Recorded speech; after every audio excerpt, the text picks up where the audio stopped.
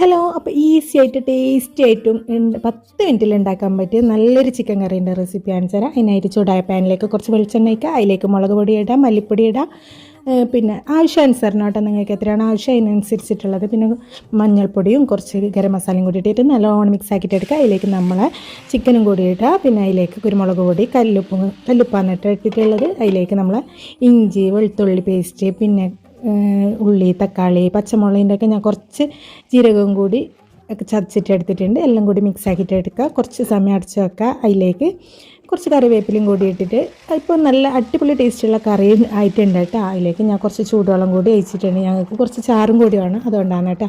നിങ്ങൾക്കപ്പം മറ്റേ മസാല രൂപത്തിലാണെങ്കിൽ അങ്ങനെയും കൂടി എടുക്കാം. നല്ല അടിപൊളി ടേസ്റ്റാണ് കേട്ടോ. നെയ്ച്ചോറിൻ്റെ കൂടെ, പത്തലിൻ്റെ കൂടെ, എല്ലാത്തിൻ്റെ കൂടെ അടിപൊളിയായിട്ട് പോകും. അപ്പോൾ എല്ലാവരും ഉണ്ടാക്കി നോക്കാം. Okay, by.